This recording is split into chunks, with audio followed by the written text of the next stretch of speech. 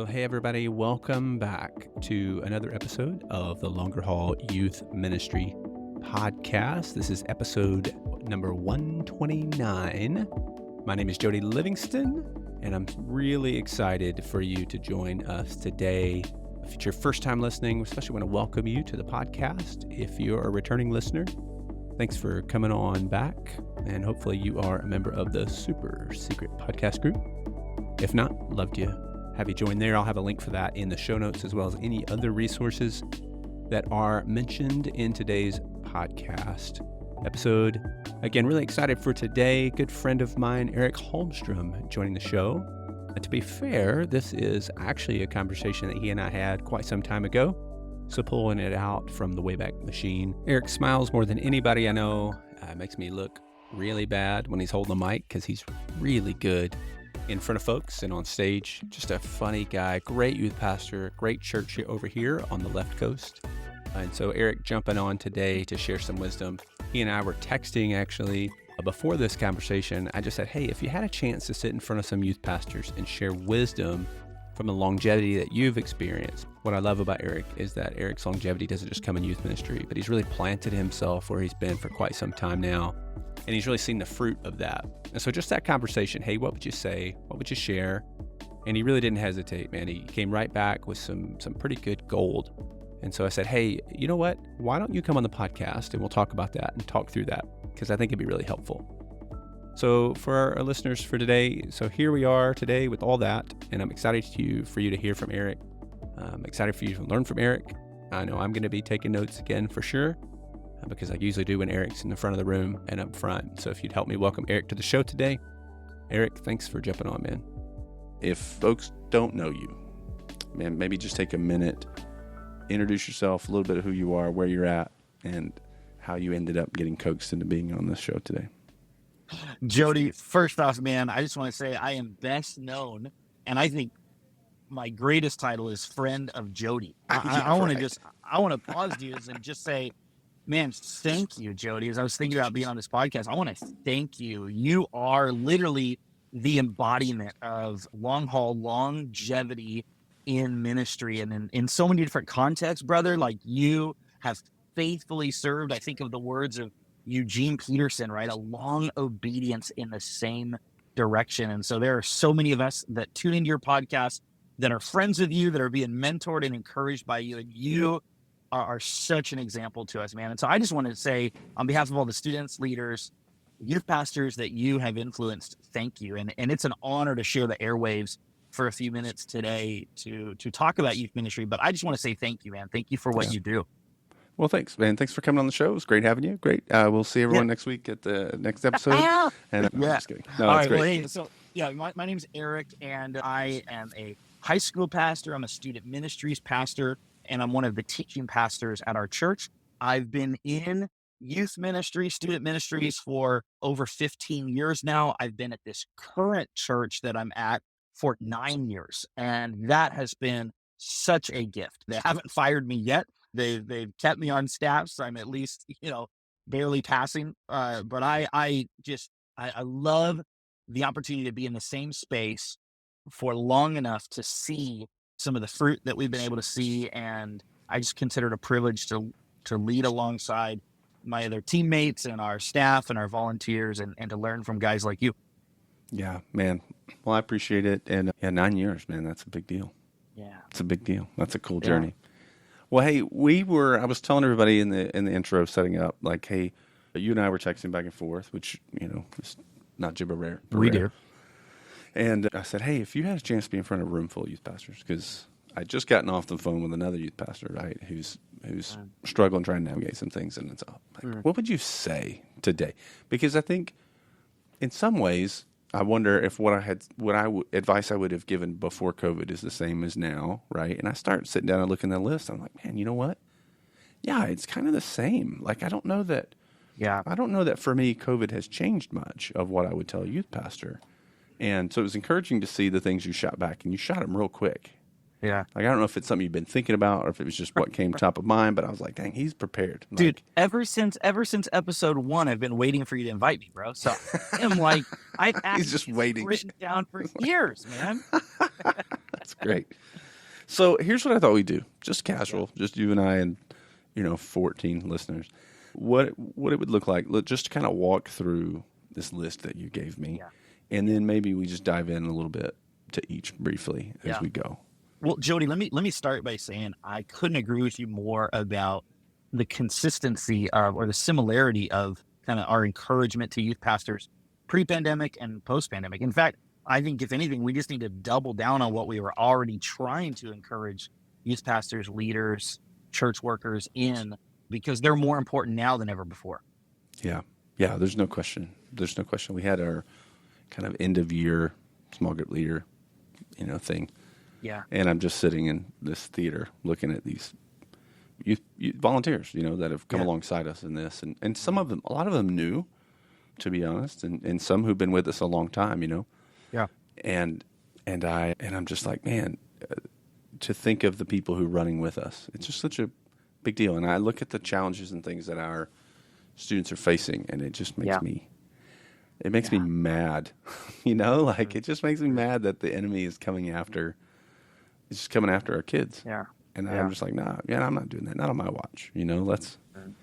Let's go. I love it. I don't know. And more so now after COVID than before. But it's kind of my point. Is like, I think our kids have come out, more under attack than they even were beforehand. Yeah. And, for some, I would imagine it. And look, I will say this. For me, it's overwhelming most days. Yeah. Like the thought of navigating the difficulties and challenges that families and students are navigating. It's overwhelming. And it's enough to make you want to quit. Yeah. But I just can't, because it just, like I said, it just makes me mad. I'm like, you're not going to do that. Yeah. It can fire you up or it can chase you away. And for me, it fires me up. It makes me want to run harder towards it, even though I feel way out of my depth. So I appreciate the list because of that, because I think so many of these things on this list really are what allows you to continue to run, in terms of longevity, especially. And I didn't even ask you when I was asking for, your thoughts. Yeah. I wasn't saying, hey, in terms of longevity. I just said, hey, what would you say? Yeah. And yet when I looked at this, I was like, man, that's what it takes to not only be in youth ministry, but to stay. Sure. So it's really good. Yeah. So you want to run through the list? I'd love to, man. Okay. So I came up with 5, and I'm sure there are many more, and I'm excited to hear from your listeners what resonates, what doesn't, what they would add to this list, what you would add to this list, Jody. So please, as I'm commenting, just feel free to say, Eric, you're actually wrong on this, and here's a much better list. But I'll start with, the first one I wrote you was healthy youth ministries require healthy pastors and leaders, so prioritize healthy rhythms. I think the health of our ministries is directly connected to the health of us as leaders. And in, at least I think I could probably speak for a lot of youth pastors, we're rebuilding right now. It was COVID for us. The word we used to describe COVID was pivot, right? It was all about pivoting. Are we on Zoom this week? Are we in person? Are we wearing masks? Are we not?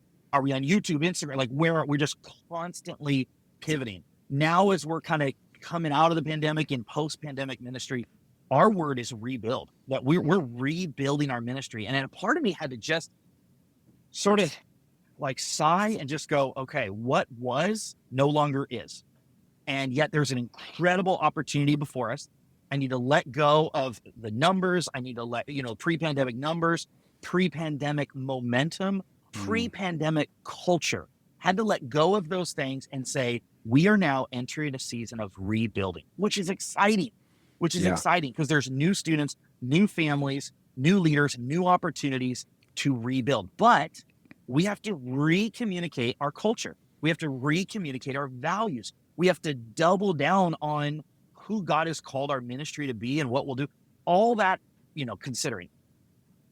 I'm finding myself tempted to go back to my early years in ministry where I was working, 15 hours a day, 7 days a week, because I didn't know what I was doing, trying to create something. And early on in ministry, the Lord taught me, I'm the one that's building this thing. I've called you to help rebuild, but I'm the one you're the one, God's the one building this thing. We join him in that, and I've got to trust him in that. And if I want to do ministry for the long haul, which Jody, you have been a great inspiration to me. I mean, I want to follow in your footsteps, like being in the same places for a long time, committed to ministry for the long haul. I will not get there if I burn myself out, right? Yeah. If I have unhealthy rhythms. So for me, right now, I'm a seminary student. I'm a student ministries pastor, overseeing our teams. I teach on the weekends about once a month. I've got 4 kids, so 4 little kids. And so if I'm not careful, every hour of my day could get used up on me doing.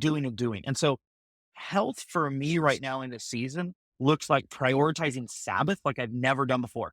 So I try to take Friday night to Saturday night where I don't do any schoolwork. I don't do ministry. I'm just present with my family, connecting with God. And that has become more important than ever before. And so I think of, when I think of ministry and rhythms, in our context, we kind of have a fall rhythm, spring rhythm, summer rhythm, um, taking breaks, taking weeks off, prioritizing vacations, prioritizing days off, prioritizing times where I'm not preaching and teaching, but sitting under other people in our ministry that are preaching and teaching.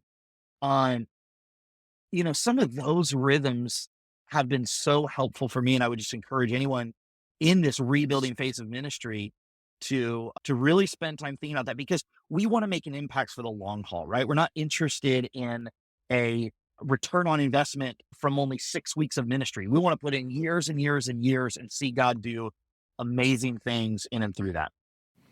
Yeah, and I think, depending on where you are, like you mentioned, kind of where you are in life, your phase of life, like those rhythms that you're talking about, they're going to look different. Yes. From season to season, young kids to teens, we're launching kids out of our house, right, at this point. That looks different than when our kids were really small.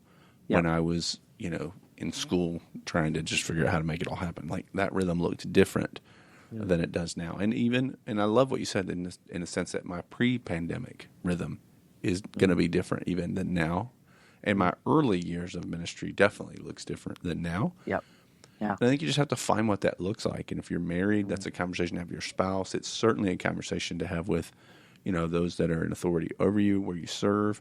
Yeah. But it I think, and you can speak to this. I'd love to hear your thoughts on this, because I think sometimes when we talk about healthy rhythms, because for so many years now we've talked about balancing family and ministry. Sure. That people automatically go to, I have to protect my family from the church. Mm-hmm.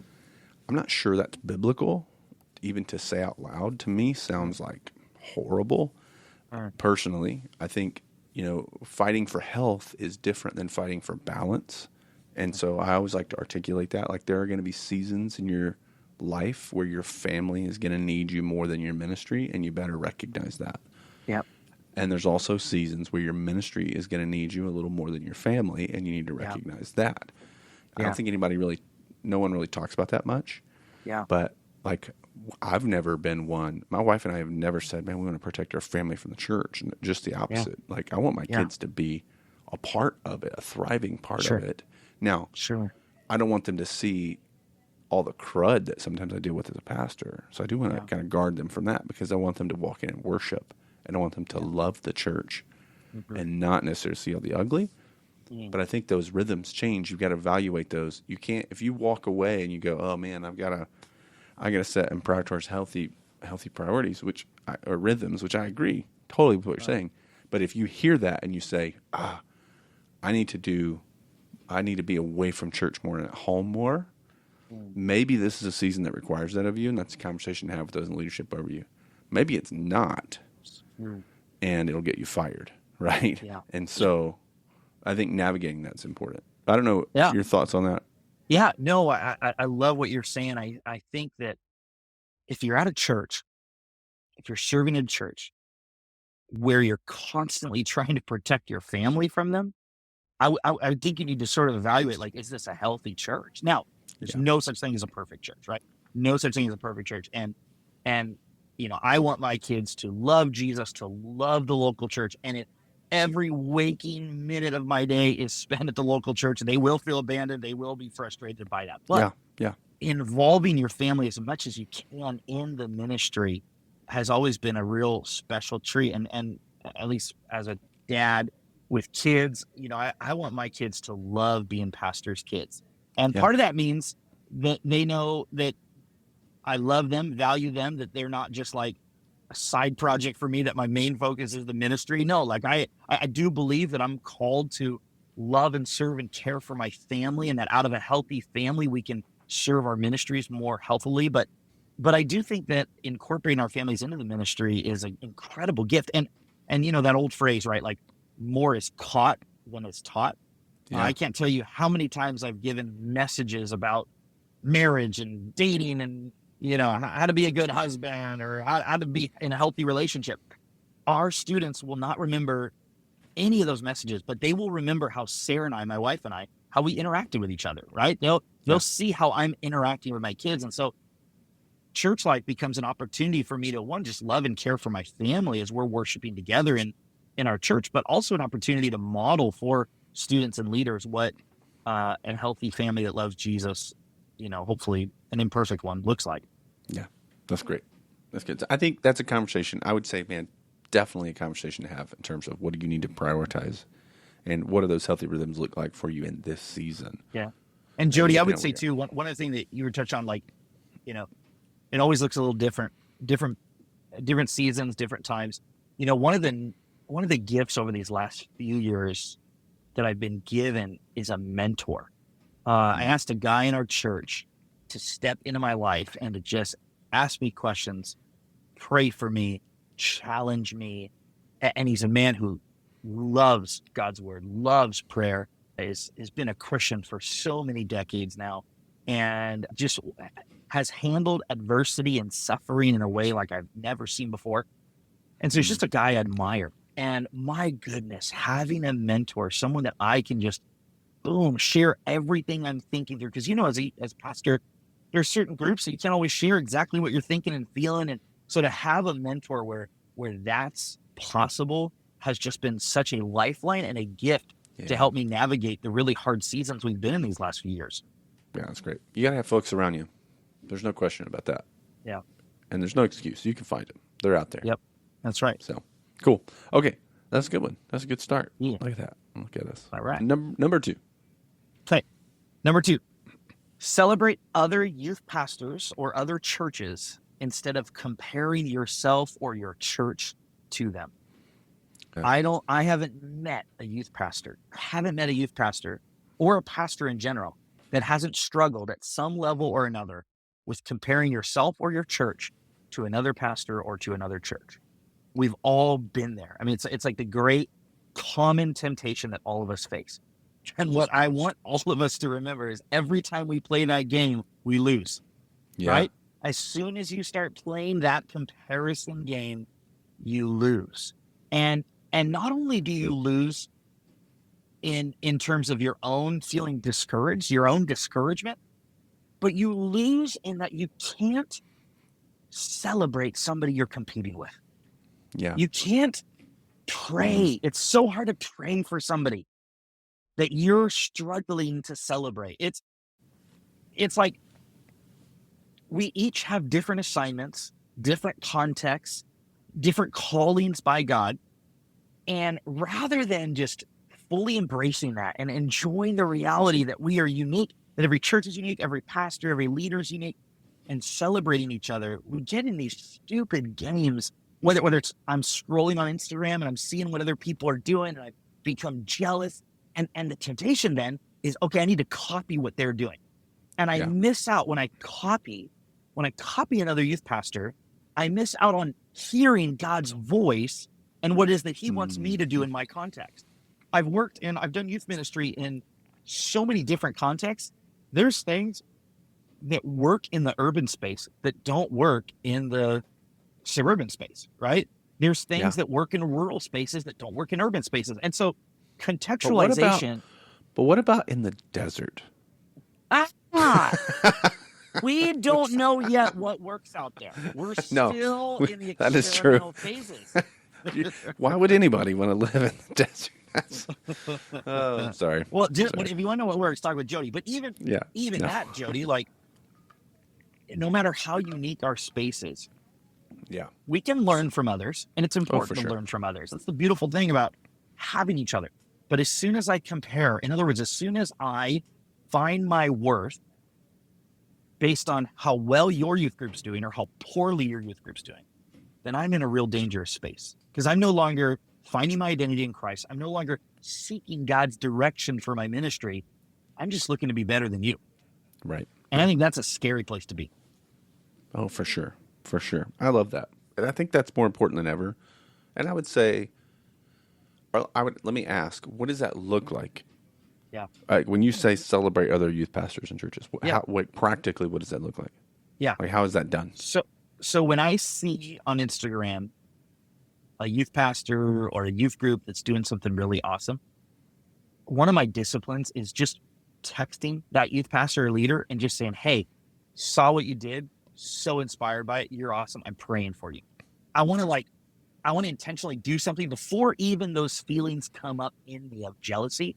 I want to choose to respond with gratitude, remembering that we are all a part of one body of Christ. I was listening to a leadership talk recently, and the pastor reminded me of that quote: preach the gospel, die, and be forgotten. Yeah. Right? Count Zinzendorf that's who said that. His name's Count Zinzendorf. Yeah. Gosh, that beard, that goatee really has some wisdom and knowledge in it, doesn't it? Count Zinzendorf. And the irony is, it's the only thing he's remembered for. No one has forgotten it. I love it. So, gosh, what freedom to embrace that. Yeah. Let me ask you a question, Jody. Do you remember, or do you know the name of your great-great-grandfather? My great-great-grandfather. No. Yes. For most of us listening, the answer is no. No, I do not. Right? For most of us. And yet that's only a few generations away. Now, their impact has obviously left a mark on all of us, but we can't even name them. The reality is the vast majority of the human race will be forgotten. So I don't want to use this time that I have right now being jealous and so consumed by what everyone else is doing. I want to be faithful to what God has called me to do right now in this space, and to find joy in it. That's real good. Just making notes here of things I need to change in my life because of you. Thank you. Okay, number 3. Great ministries have great systems. I love this one. Great ministries have great systems. I remember thinking early on in my ministry experience and season that great ministries are led by rock star leaders, that great ministries have great rock star pastors leading them.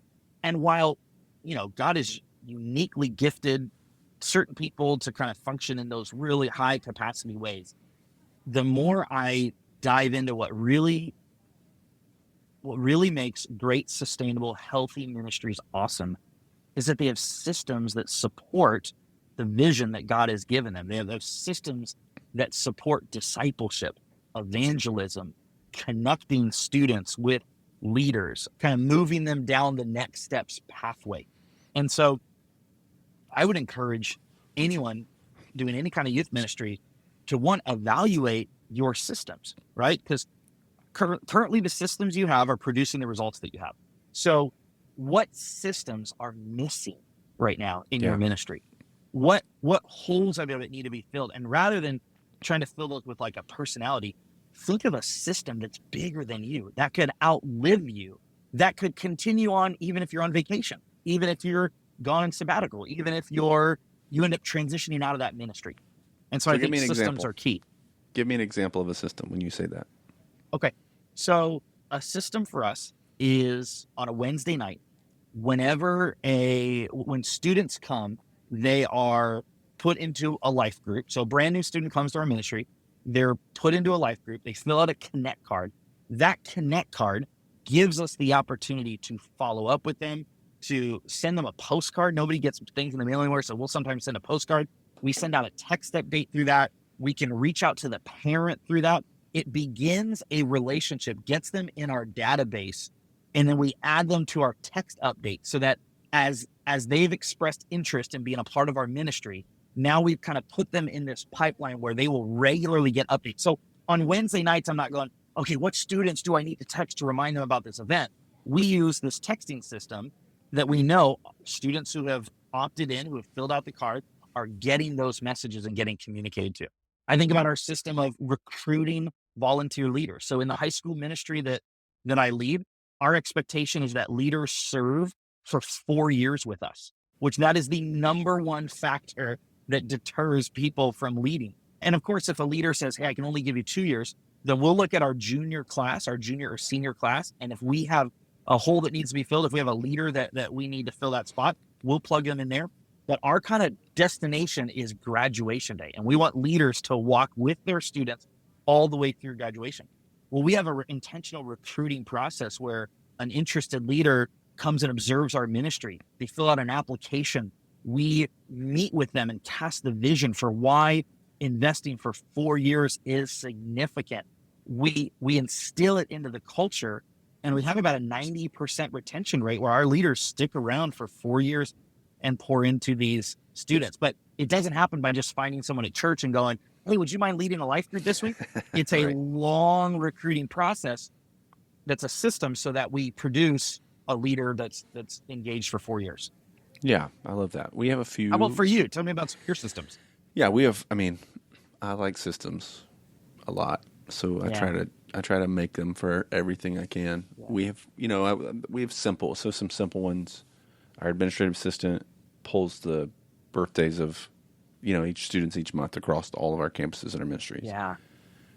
And we have custom postcards that we printed that are happy birthday, right? Yeah. And then every month, at the beginning of the month, every student pastor on all of our campuses gets a stack. Hey, these are the kids that has a birthday this month. Already stamped, already pre-addressed. Literally, the student pastor just writes the message, drops them back, and they get mailed. That's beautiful. So every kid is getting a happy birthday postcard. Yeah. Yeah. And it's easy win for the student pastor, right? We do something similar with our volunteers where, if for us it's a coordinator, but we could be another volunteer, or the same administrative assistant who, for a volunteer who has a wedding anniversary, similar thing. We've got cards and gift cards that go out automated. We are really intentional at the end of the year to recognize our volunteers in terms of if they've served 1 year with us, 5 years or 10 years with students. Wow. With certain little things, or when a new volunteer comes in, we have a box of stuff they get. It's like your volunteer shirt, your T-shirt, and a tumbler that has the student logo on it, and the box says "Welcome to the team." So things like that kind of help everybody win. Because my goal, and my role now is a little different than it has been in the past, but those are things that I was doing even when the role I was in was different. When I was the only guy, right? Those same systems existed there. My goal now is and even for our small group volunteers, like I tell them, I don't want to make it, easy for you to succeed. That's not my goal. My goal is to make it really, really impossible for you to fail. And so what are the systems that I can put in place that help you succeed and be a more intentional leader? Or for our student pastors, what does it look like for you guys to be more intentional with your volunteers or with your students? Yeah. And Jody, but I think they can look different, depending on your context. Again, I love that. I was thinking about volunteer leaders, and here's just an idea that I literally stole from some of the youth pastors. I don't remember who, but I stole this from a youth pastor. At the end of our leader application is this kind of fun survey of questions, like maybe 15 to 20 questions of, hey, what's your favorite coffee shop? What kind of gum do you like to chew? If you could go out to any restaurant, where would it be? What's your shirt size? How are you best encouraged? Just this list of survey questions. We keep that on file. And every time we sense a specific leader needs to be encouraged, we're able to specifically, through the system, specifically care for them in a way that would be just more generalized otherwise, right? So let's say I want to encourage Mike. If I could just get him a Starbucks gift card, or I could look and find out, man, Pete's Coffee is his favorite. If I get him a Pete's Coffee gift card and a little note, that shows Mike that we care about him. And it's impossible for me to remember all of my leaders' favorite things, but through this system, I'm able to specifically care for them through that. Or I think about whenever I meet up with my leaders, I probably 2 or 3 times a year, I have this really intentional one-on-one time with every single one of my volunteer leaders. And I have a system. I have, 5 or 6 questions that I ask every single one of them to make sure that I'm caring for them, that I'm getting uh, feedback and thoughts from them. And so just having systems like that, I think, enables you to do more effective ministry. And honestly, it's more personal. You can care for people better through uh, dynamic systems.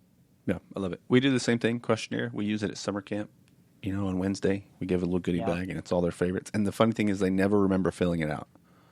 So they're like, "Oh my gosh, how did you know these are my favorite?" Like, I love that. Okay, number 4. Number 4, leadership development should be one of your highest priorities, right? And we've all heard the phrase, leaders are readers.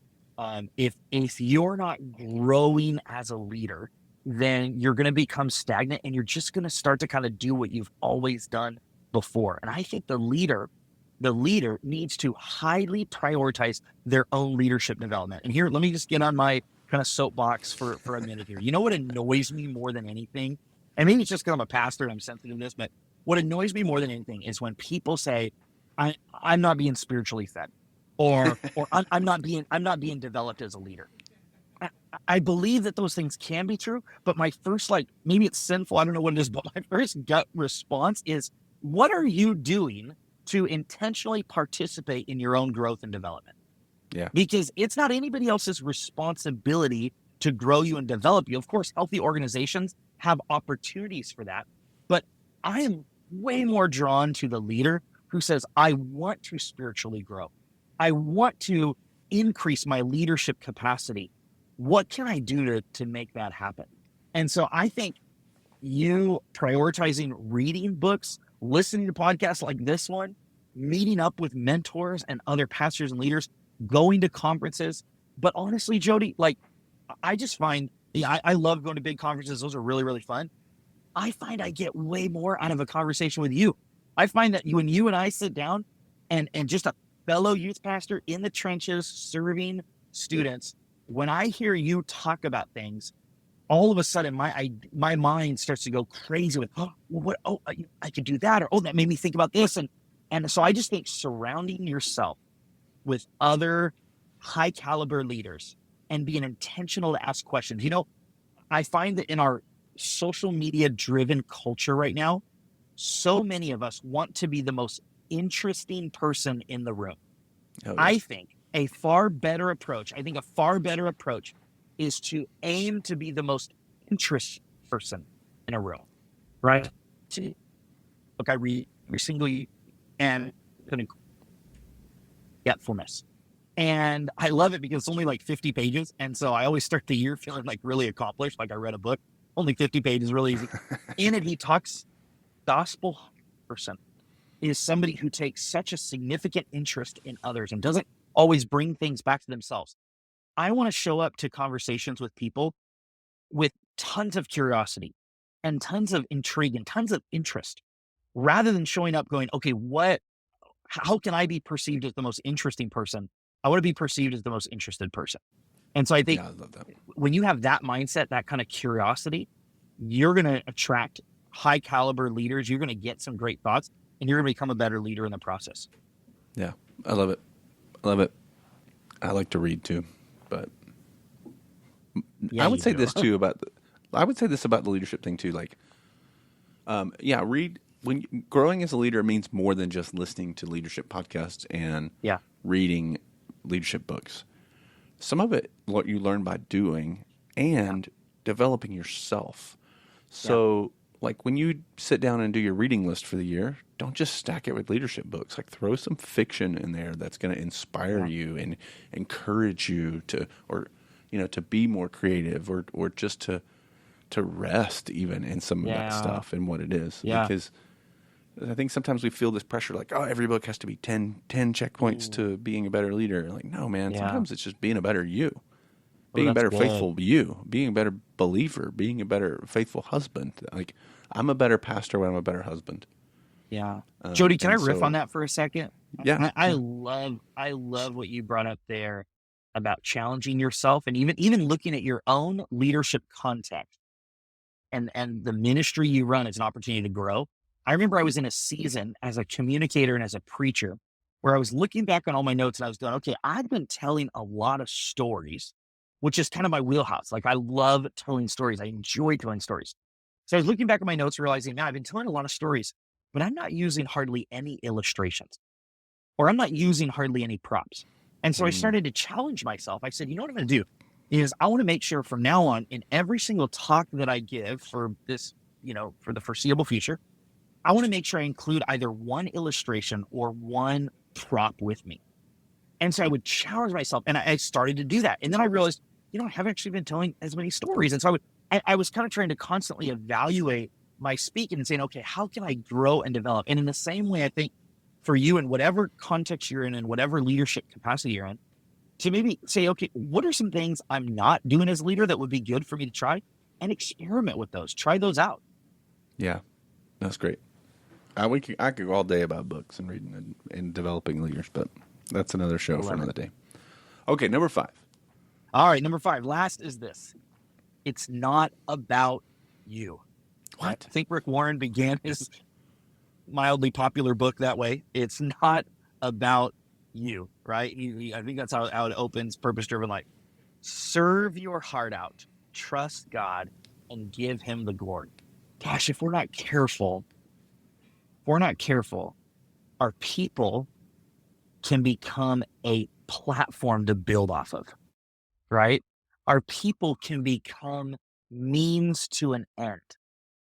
And I just think that's really ungodly and unbiblical thinking. God's people that he has called you to lead and reach and serve matter so much to him. And as soon as I begin thinking about my students or my ministry as an opportunity to grow my platform or to get more speaking engagements or to become this or that, I'm in a really, really dangerous place. Jesus has called me to love my neighbors, to serve people, not to use people, right? You use tools, you don't use people. But there's a danger out there for ministry leaders to use their people, to use their churches to expand their own platform. And I just think, that's something I want to constantly confess myself. Let me just tell you this story that I don't really like sharing, but I'm going to. I was asked to speak at this camp, and I said, oh my gosh, I'd love to. And they said, okay, you just need to go through this process, answer this survey, submit some video teachings, and we'll get you on our speaking rotation. And I can be honest with you, Jody, when I first got that invitation, my first thought was, this is awesome. This is one camp that I can now say wants me to be their speaker. And all of a sudden, I began to feel really inflated and encouraged by that. Well, a few weeks went by and I hadn't heard from them until finally I got an email. And the person I had been contacting with that had reached out to me said, Eric, I'm so sorry. You've been rejected as one of our speakers. And I was devastated, bro. I was devastated because my identity and worth and value were wrapped up in that people wanted me to speak at things. And now this person who pursued me doesn't want me speaking at the things. And it happened to be Wednesday nights, which if you're a youth pastor, whatever night of the, whatever the night of the week you guys meet, that's the night, that's the day Satan loves to go after you and all the worst things happen. So it was Wednesday and I was sitting in my office and I just felt like God told me, Eric, I want you to tell your students about this. And I was like, God, this is adding salt to a wound. I'm already feeling low. Now you want me to tell my students who I want them to think I'm a great speaker. You want me to tell them that a camp doesn't want me to speak for them? And, we were preaching that night about spiritual gifts and that the point of our spiritual gifts are for others and not for ourselves. And I realized speaking this camp was not about others. It was about me. Yeah. And the crazy part of the story is 6 months later, that same camp came back to me and said, hey, we'd like you to speak for us. And I was like, why are you doing this? This is so cruel. And then they ended up accepting me and I submitted all the same stuff. So I don't know what was going on other than the fact that God was humbling me. God was teaching me something in that process, that it's not about me, it's about him. And that's what's fun about ministry is when you take a step back and just realize, man, God is in charge. There's so many places in the beginning of Genesis with Abraham and Sarai or Abram and Sarah and Abraham and Sarah, who God just makes them laugh. And I think if you're doing ministry that's inspired by the Holy Spirit, you're going to have a lot of moments where you just sit back and laugh and you just go, only God could have done this. This isn't me. This is only is an only God moment. Yeah, that's so good. Well, man, thanks for jumping on. That's a lot of wisdom. Absolutely. Let's say folks wanted to connect with you beyond this. Maybe they wanted to invite you to come speak at their camp. Yeah. And only so they could tell you no. Yeah. No. If folks want to connect with you beyond this, what's the easiest way for them to do that? Where can they find you? If you want to ask me to speak at your camp, you can find me on MySpace. You can find me on hotmail.com. The best way would probably just be on Instagram. I think it's eric.h.holmstrom, or, you can email me erich@purposechurch.com. Kind of that's where, those are the two places that I'm at. But man, I would love any opportunity to encourage any youth pastors. And I just think, I want to just say to everyone listening, stay in the game. Even if right now you're thinking about, man, I'm going to throw in the towel and done. I want to encourage you, stay engaged, stay invested.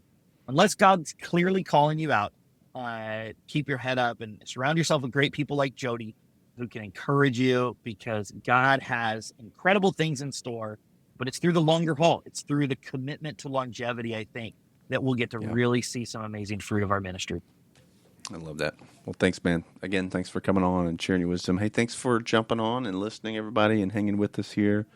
If you haven't yet already, again, I mentioned it earlier, I'd love for you to join the Facebook podcast group or jump on the mailing list. So you can head to thelongerhaul.com there to find how to jump on the mailing list. The Facebook group, of course, is over on the Facebook. I'll put a link for that in the show notes. And then you can find show notes every week at thelongerhaul.com. So if you need to hit that, as well as check out previous episodes, you can also find those wherever you listen to podcasts, your favorite spot. So anyway, thanks again. I hope you've taken notes. There's a lot in here that I've written down on the side here as we've been walking through, just thinking through and processing for myself. We want you to stay in this thing. We want you to be encouraged. You're making a massive impact, even if you don't feel like it today. Don't give up. So I think that'll do it for today. We will catch you guys in the next episode. Stay at it.